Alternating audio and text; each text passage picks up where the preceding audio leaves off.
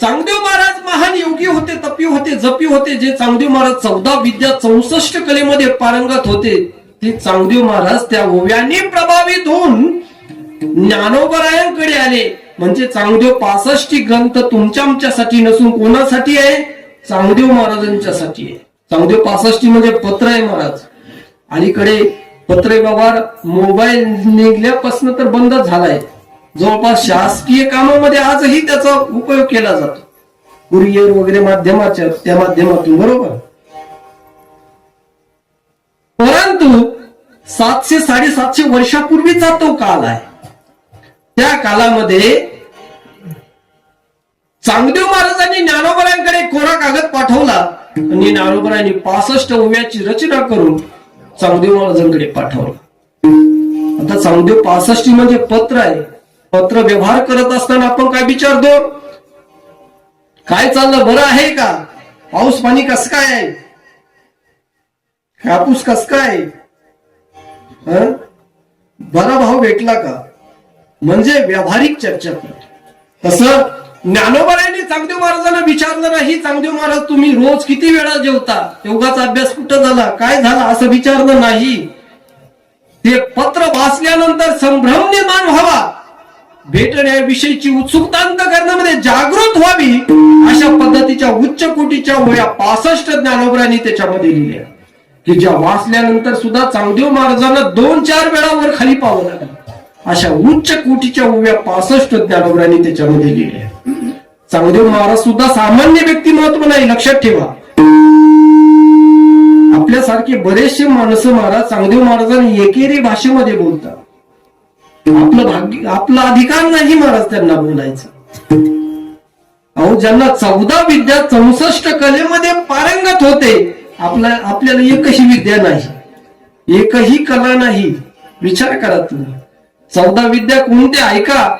4 मुख्य वेद, 4 उपवेद आणि 6 वेदांग, यांना मिळून 14 विद्या म्हणतात, बरोबर. 4 मुख्य वेद, ऋग्वेद, यजुर्वेद, सामवेद, अथर्ववेद, 4 उपवेद, आयुर्वेद, धनुर्वेद, गंधर्ववेद आणि अर्थवेद, 6 वेदांग, शिक्षा, कल्प, व्याकरण, ज्योतिष, निरुक्त आणि छंद, यांना मिळून 14 विद्या म्हणतात. 14 विद्येमध्ये जे पारंगत होते, पण 64 कला ज्यांना येत होत्या. आता आपल्या महाराज मंडळीला एक कला जर पारंगत असेल महाराज, तर ती कला, त्या कलेच्या कृपेने त्याची ख्याती किती होते महाराज, किती प्रसिद्धीला पावतो. आता चॅनलच्या माध्यमातून जी टॉकीज फेम, कोणती टॉकी फेम, अनेक टॉकी, आता मला माहिती नाही, बरोबर आहे का? म्हणजे पण कला ही सामान्य नाही महाराज. ऐका, कला ही सामान्य नाही. अहो, गायनाची कला आहे, गायन कला आहे. गायन कलेमध्ये जर निष्कामता असेल महाराज, कधी एखादा स्वर माऊलीच्या चरणापासून येऊन घालेल ना, सांगता येत नाही महाराज. या कलेमध्ये, गायन कलेमध्ये अशीच ताकद आहे महाराज, की चांगल्या चांगल्या जी हजारो वर्षानंतर साधना केल्यावर समाधी लागत नाही, ती समाधी गायनाच्या रसामध्ये आहे. काय ताकद! गायनाचे वांगे, गायनाचे वांगे, गायनाचे वांगे, गायनाचे वांगे,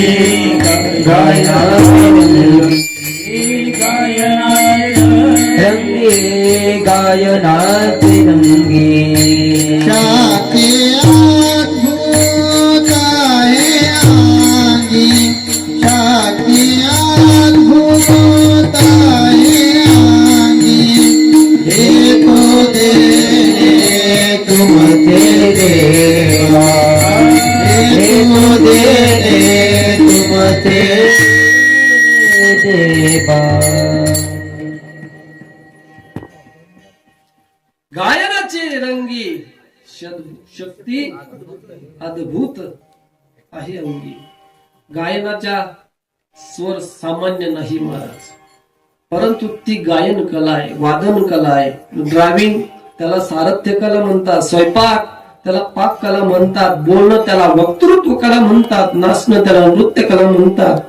अनेक कलेमध्ये जे पारंगत होते ते चांगदेव महाराज त्या ओव्यांनी प्रभावित होऊन ज्ञानोबरायांकडे आले. म्हणजे चांगदेव महाराज सामान्य व्यक्तिमत्व नसून चांगदेव 65 ग्रंथ कोणासाठी लिहिला? तुमच्या आमच्यासाठी नसून कोणासाठी लिहिला? चांगदेव महाराजांच्यासाठी. ऐका, तिन्ही ग्रंथाची उंची एवढी उंच झाली की सर्वसामान्याच्या आवाक्याच्या पलीकडे गेल्यामुळे विश्वाच्या माऊलींना अर्थात ज्ञानोबरायांना असं वाटलं की सर्वसामान्याचं हित डोळ्यासमोर ठेवून आपण काहीतरी केलं पाहिजे. आणि जे त्यांनी केलं तो ग्रंथ म्हणजे हरिपाठ. हरिपाठामध्ये भक्ती अतिशय सोपी झाली, तत्वज्ञानाचे सिद्धांत अतिशय सोपे झाले आणि सर्वसामान्य माणसाच्या अंतःकरणाला एक दिलासा मिळाला की आपल्या उद्धारासाठी काहीतरी आलेलं आहे. त्या ग्रंथाचं नाव हरिपाठ आहे. आपल्या वारकरी संप्रदायामध्ये ज्ञानेश्वरीचं पारायण आपण कधी करतो? सप्ताहामध्ये करतो, बरोबर. सप्ताह झाला, ज्ञानेश्वरी बांधून ठेवली देव्हाऱ्यामध्ये की थेट पुढच्याच वर्षी ज्ञानेश्वरीची गाठ आणि भेट. मध्ये ज्ञानेश्वरीची गाठही नाही, भेटही अजिबात नाही.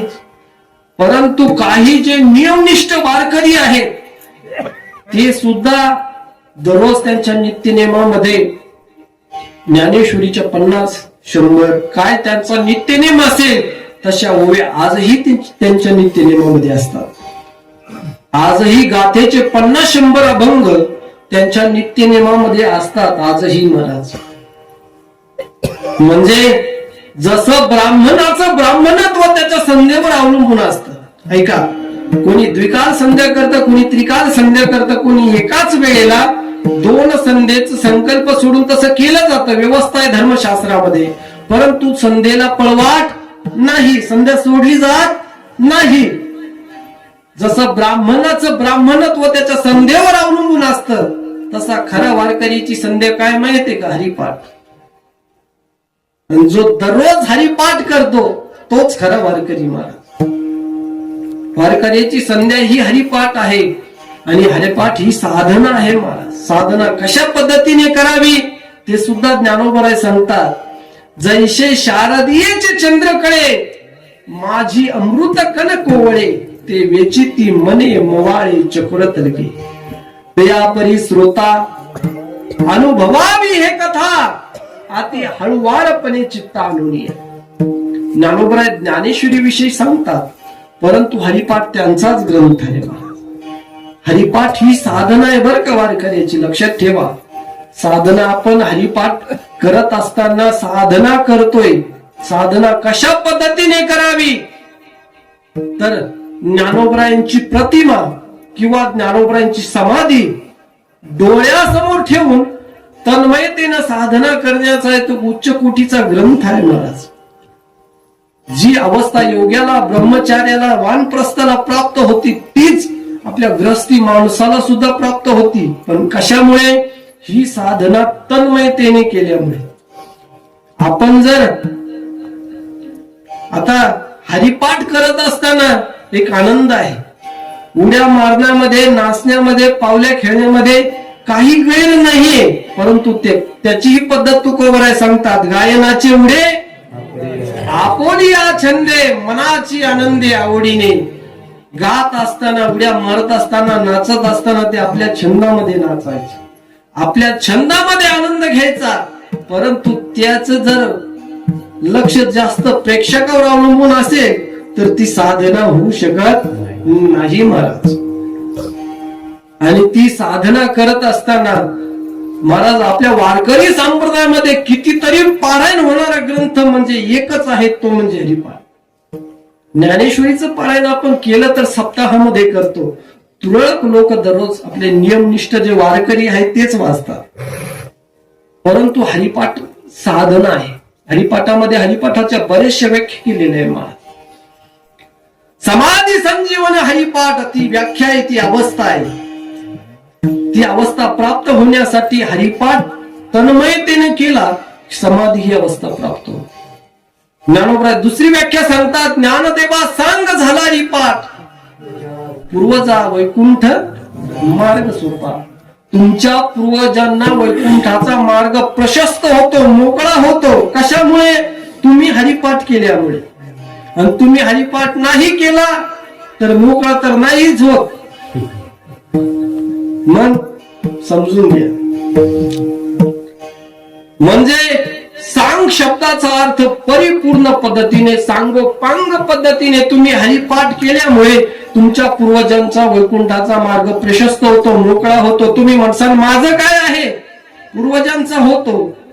तुमचं तर फिक्स रिझर्वेशनच आहे महाराज, त्याच्यात संशयच नाही. तुमच्या सीटावर कोणी बसूच शकतच नाही. जसं रेल्वेमध्ये आपण रिझर्वेशन करतो ना, रिझर्वेशन केलं ते सीट खाली राहतं पण कोणी बसत नाही, तसं तुमचं रिझर्वेशन होत जात. ते म्हणतात ना. आणि तिसरी व्याख्या सांगतात, काळ वेळ नाम उच्चारिता नाही, दोन्ही पक्ष पाही उधरते. दोन पक्ष म्हणजे तुम्ही नामस्मरण करायला काळ वेळ लागतच नाही महाराज. दुसरी गोष्ट, दोन्ही पक्ष, वर पक्ष आणि वधू पक्ष, नामचिंतन केलं, ऐका तुम्ही, हसण्यासारखं नाही, नामचिंतन केलं तर म्हणतात ना, एक भक्त जन्माला आला की 42 कुळाचा उद्धार होतो. मग थोडक्यातले वर पक्षाकडे 42 धरा आणि आई म्हणजे वधू पक्षाकडे 42 धरा. बघा, नाही तर दोन्ही मिळून 42 धरा, बरोबर आहे. आणि तिसरी व्याख्या सांगत असताना सांगतात की तुम्ही भगवंताच्या दारामध्ये राहिल्यानंतर एक नाही, दोन नाही, तर तुम्हाला चारही मुक्तीचा लाभ होईल. पण तेव्हा तुम्हाला उभं राहावं लागेल त्या अभंगाच्या. देवाची दारी देवाची दारी उभा देवाची दारी उभा देवाची दारी उभा देवाची दारी उभा देवाची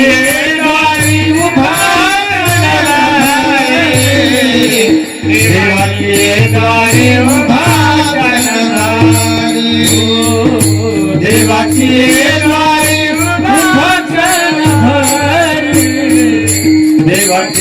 दारी उभा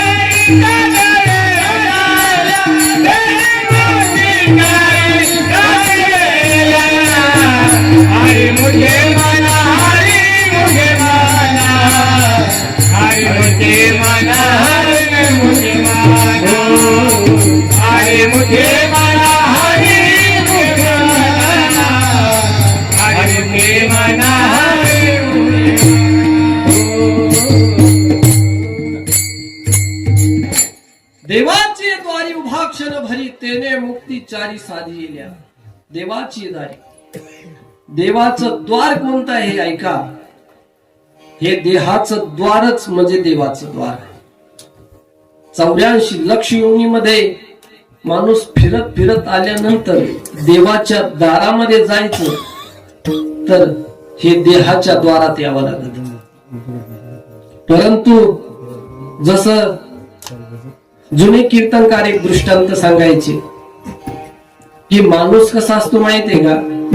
एखादं द्वार आहे, एक खरूच आलेला एक माणूस होता, त्याला अंगाला खरूच आलेली होती. जसे ते खरूच आलेले कुत्रे नसतात का, तशी त्याच्या अंगाला खरूज आलेली होती आणि तो असा फिरत डोळ्याने अंधारा होता. पुन्हा तो असा काय करायचा, भिंत चाफीत चाफीत चाफीत जायचा.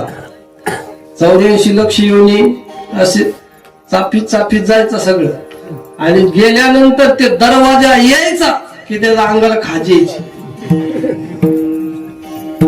तशी माणसं सेवा करतात, पण सेवा थोडासा अहंकार झाला की काय होतं महाराज, ते सेवा व्हायला जाते.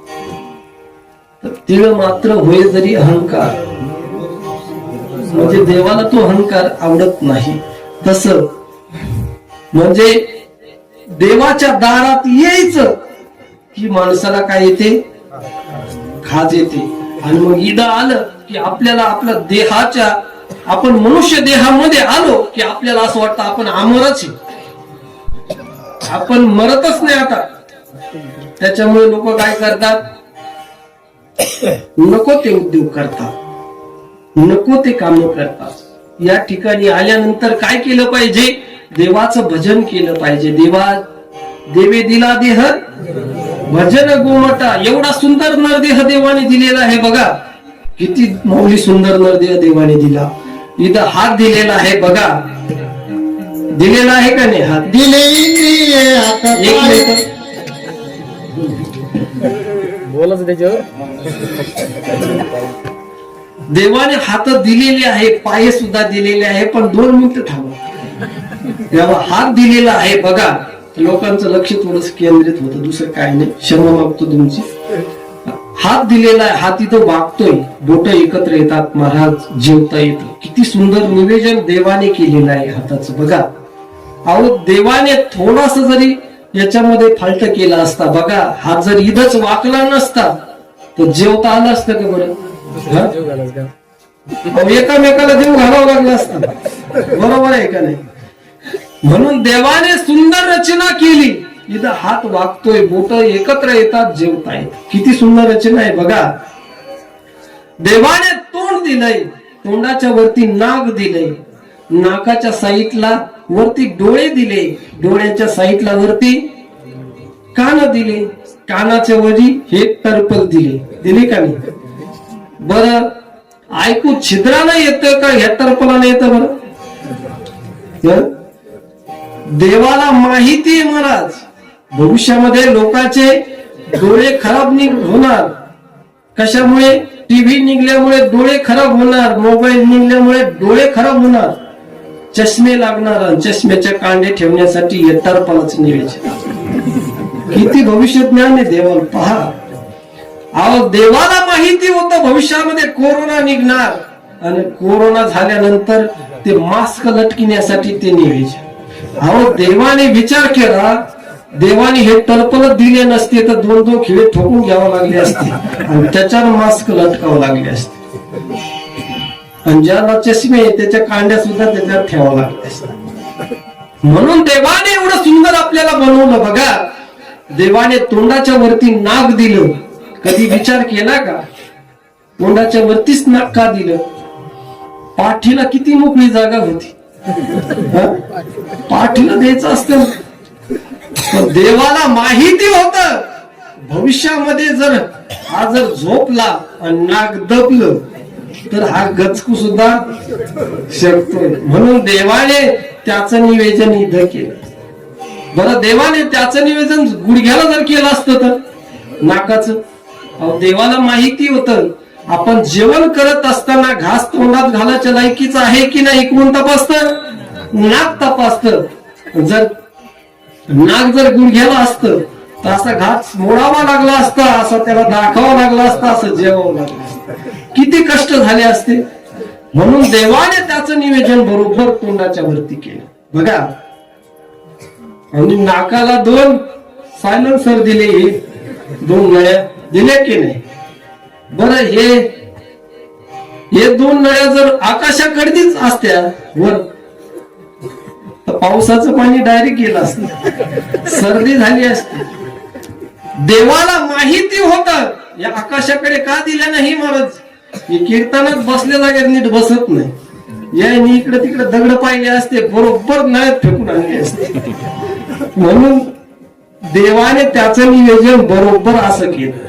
हे खाली केलं नाक बरोबर. बरं नाकाला प्लास्टर दिलं, कातडी दिली का नाही? विचार करा, हे प्लास्टरच नसतं तर पाहता काय फुगे चालूच राहिले असते. विठ्ठला देवाने एवढी सुंदर रचना केली कशासाठी? देहाची, फक्त भगवंताचं भजन करण्यासाठी. हरी मुखे म्हणा हरी दिले हात पाय कान डोळे मुख बोलाया वचन तिने गोड नारायण नासे जगन भवरोग दिले हात पाय कान डोळे मुख बोलाया वचन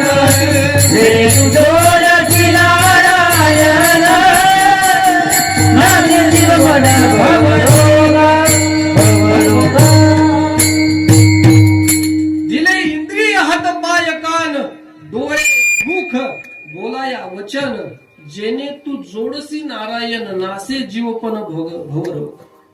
देवाने एवढं सर्व रचना केली, अवयवाची रचना केली. हात दिले, पाय दिले, कान दिले, डोळे दिले, नाक दिले, सर्व दिले. हे कशासाठी? फक्त भजन करण्यासाठी. हाताने मुखाने नामस्मरण करण्यासाठी, हाताने टाळी वाजवण्यासाठी, पायाने वारी करण्यासाठी किंवा भगवंताच्या कीर्तन मंडपापर्यंत जाण्यासाठी. आणि एवढं केलं तर काय होईल? हे देवाचं द्वार आहे. देहाचं द्वार म्हणजे देवाचं दार आहे. आणि क्षण म्हणजे आयुष्याचा क्षण आहे महाराज. आपण जन्माच्या अगोदर होतो का? नाही महाराज. मृत्यूनंतर राहणार आहे का? नाही. मधला जो क्षण आहे याला क्षणाची उपमा दिलेली आहे. विचार करा, मृगजळ हे सकाळी भासतं का? बरं आता तुम्हाला सांगतो, मृगजळ म्हणजे जे आपल्या उन्हामध्ये जे झळ्या दिसतात ना त्याला मृगजळ म्हणतात. आता दुपारची उन्हाळ्याचे दिवस आहेत, आपल्याला झाडाखाली असे मृगजळ दिसतो, झाड दिसतात. हे सकाळी दिसतं का? बरं नाही. रात्री दिसतं का? आणि ते कधी असतं? मधीच असतं दुपारी. आणि जे आधीही नसतं नंतरही नसतं, जे मधीच भासतं ते नसल्याचं जमा असतं. आणि दुसरी दृष्ट ते क्षणिक असतं. म्हणून तुमचं आमचं आयुष्य हे क्षणिक आहे. जन्माच्या अगोदरही नाहीये, मृत्यूनंतरही राहणार नाही. मधीच आपला आयुष्याचा क्षण आहे. आणि एवढाच आपल्याला क्षण साधायचा आहे. आणि एवढा क्षण साधल्याची किंमत किती आहे महाराज? एक नाही, दोन नाही, 4 मुक्ती आपल्याला प्राप्त होत्या. समीपता, स्वरूपता, सायुज्यता आणि सलोकता या 4 मुक्ती आपल्याला या क्षणाची किंमत आहे. फक्त आपण नामस्मरण केलं तरच. ऐका, आणि एवढंच काय नामस्मरण करायचं ते दुसऱ्या चरणामध्ये. हरी मुखे म्हणा हरी मुखे म्हणा हरी मुखे म्हणा हरी मुखे म्हणा हरी मुखे म्हणा हरी मुखे म्हणा हरी मुखे म्हणा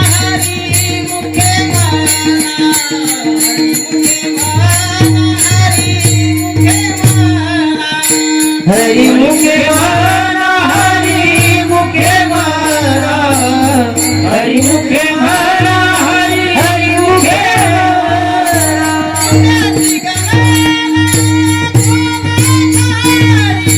मुखे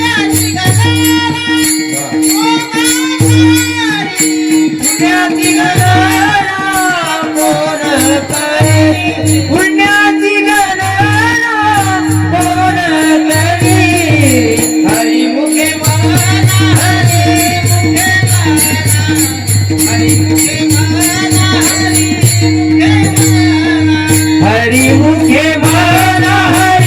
मुखे म्हणा हरी मुखे म्हणा हरी मुखे म्हणा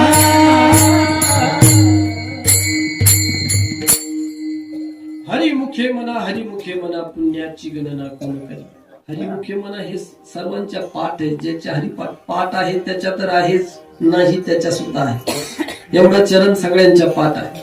आता महिला मंडळ महाराज गावोगावी हरिपाठ करतात. सगळे निष्ठावान वारकरी आजही प्रत्येक गावामध्ये हरिपाठ होतोय. आपल्या मराठवाड्यामध्ये साधना मन करणारी मंडळी खूप आहे महाराज. इतकी खूप आहे की त्यांच्या चरणावर आपण दंडवत घातला तरी कमी पडेल. एवढी साधना करणारी मंडळी आपल्या मराठवाड्यामध्ये पाहायला मिळते. आपल्या मराठवाड्याचं खूप मोठं भाग्य आहे. अनेक विद्वान रत्न आपल्या मराठवाड्याने दिलेले आहे. अनेक संत महात्मे, विदर्भाने सुद्धा अनेक संत महात्मे दिलेले आहेत. आता आमच्या गावामध्ये हरिपाठ करणारी काही महिला मंडळी आहेत बरं का. दररोज हरिपाठ करतात. त्याच्यात इथं करतात की नाही मला माहिती नाही, परंतु आमच्या गावामध्ये माहिती म्हणून सांगतो ऐका. आता ते हरिपाठाचं द्रुपद आलं की हरिमुखे म्हणा पुण्याची गणना कोण करतो. आता आपण दररोज म्हणतोय, परंतु आपल्याला अर्थ कळेल की नाही सांगता येत नाही मला. आता त्याच महिला मंडळी आता माऊलीच्या सोहळ्यामध्ये आले. दिंडीमध्ये आमच्या गावामध्ये रघुनाथ बाबांची दिंडी आहे. माऊलीच्या सोहळ्यामध्ये 78 क्रमांकाची रथा पाठीमागे दिंडी आहे. आता त्या दिंडीत आल्यानंतर आता माऊलीची दिंडी आहे बरोबर आहे. माऊली नंबर आहे का दिंडीला? नाही काय आहे किती नंबर आहे? 11 ते 11चा नंबर. तर दिंडीत आल्यानंतर आता दिंडी पुण्यात गेली.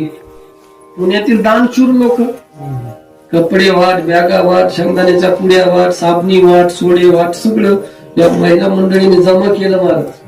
आणि मुक्कामाच्या ठिकाणी आल्या काय म्हणते, माय ज्ञानेश्वर महाराज दिलेले काय फुट्ट आहे का पुण्याची गणना? आता त्या पुण्याची का म्हणजे कोणता अर्थ पुढं नवीन सांगता येत नाही. ते म्हणतात ना, जात वीत गोत कुळशीळ मात भजे खा त्वरित भावना युक्त. असं आहे का? त्वरित भजे खा असं नाही.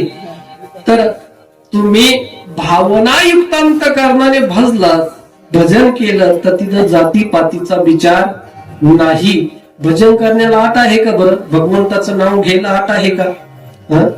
ज्याला 50-100 एकर जमीन आहे तो सुद्धा भजन करू शकतो. ज्याला जमीनच नाही तो सुद्धा भजन करू शकतो. ज्याला 100-200 लाख रुपये पगार आहे महाराज तो सुद्धा भजन करू शकतो. ज्याला 100-200 रुपये रोज आहे तो सुद्धा देवाचं नाव घेऊ शकतो. अहो ज्याचं लग्न झालं तो सुद्धा देवाचं नाव घेऊ शकतो की नाही? भजन करू शकतो.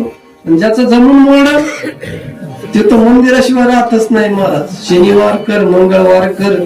आता शनिवार करायला बरं हनुमंतराय म्हणतात, अरे माझाच पत्ता नाही, तू कशाला मला बेजार करतो? थोडक्यात सांगायचा मुद्दा असा की भजन करण्याला आत नाही. म्हणून हरिमुखे म्हणा शब्दाचा अर्थ सर्वजण आले त्या ठिकाणी. नाही तर ज्ञानोबरायांनी म्हणलं असतं टाळकरी म्हणा, कीर्तनकार हरिमुखे म्हणा असं म्हणले असते. नाही, हरिमुखे म्हणा पुण्याची गणना कोण करीन. मुखाने हरी हरी म्हटलं तर पुण्याची गणना कोण करीन. संसारिक साधक म्हटला महाराज आम्ही संसारिक माणसं आहोत. एकदा का संसाराची बरोबरी केली की आम्ही परमार्थ कराय मोकळे झालो. महाराज म्हणले अरे कशाची संसाराची बरोबरी करतोस तू? संसारामध्ये असेल राहा संसारामध्ये. तुला संन्यास घ्यायचं कोणी सांगितलं? तर तू संसारामध्ये असून परमार्थ कर. असोनी संसारी वेगू करी वेद शास्त्र भारी पाय सदा. वेदाने शास्त्राने काही संन्यास घ्यायचं सांगितलेलं नाही. फक्त भगवंताचं नामस्मरण कर हे महत्वाचं आहे. आणि अरे कुणी नामस्मरण केलं, अनेक जणांनी नामस्मरण केलं, परंतु महाराज त्याच्या खुणा जर कोणी सांगितल्या तर व्यासाने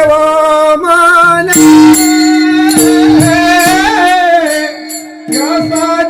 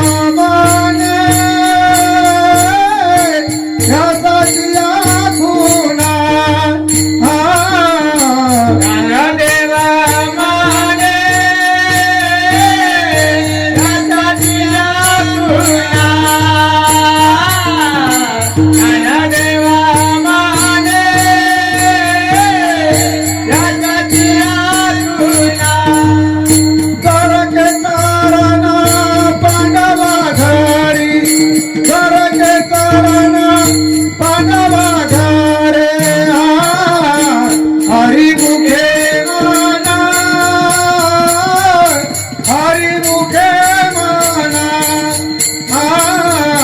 हरी मुखे म्हणा हरी मुखे म्हणा हरी मुखे म्हणा हरी मुखे म्हणा हरी मुखे म्हणा. सर्वांनी एकदा सांप्रदायिक नियमाप्रमाणे वरती हात करून भजन करा. विठोबा रुक्माई भजन होईल आणि उर्वरित वेळेमध्ये सेवा पूर्ण होईल. विठोबा रघुमाई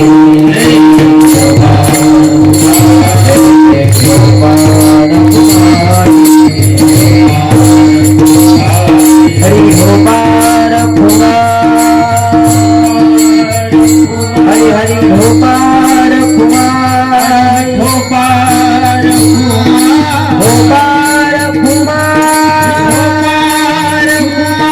गोपाल कुमारी हरे गोपाल कुमार गोपाल कुमारी गोपाल कुमार हरे गोपाल कुमार कुमारी सुंदरी कवरदारी ज्ञानदेव कंदैनाथ भगवान स्वामी ज्ञानेश्वर महाराज भगवान रामेश्वर भगवान की जय. भगवान कुमार भगवान कुमार भगवान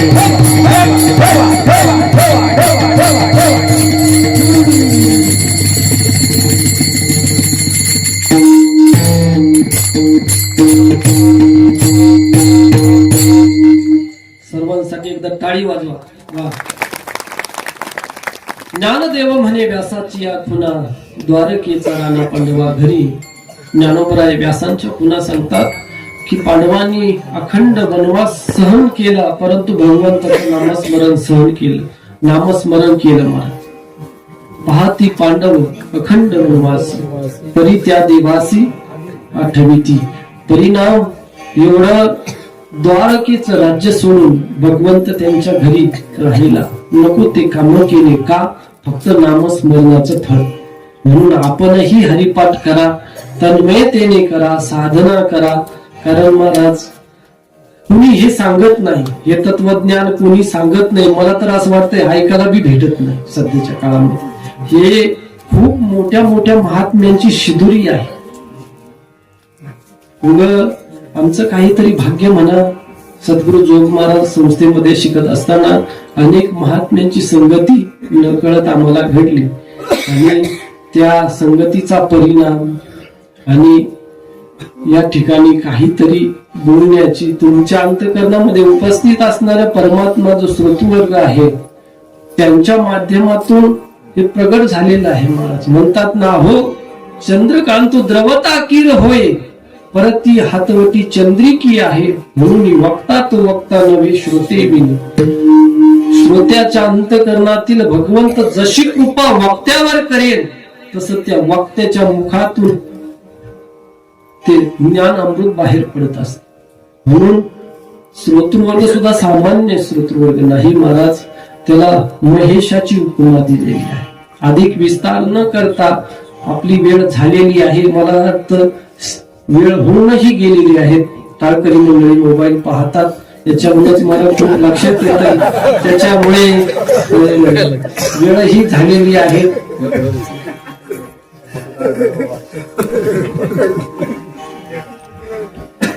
काय वेळेच्या अभावी जे भाव सुचला असेल ते सद्गुरु जोग महाराज संस्थेमध्ये शिकत असताना जोग महाराज पासून मारुती बाबापर्यंत सर्व गुरु ब्रह्मनिष्ठ महात्मे विद्यमान असणारे सर्व महात्म्यांचं ते शिदुरी आहेत, ज्ञान आहे.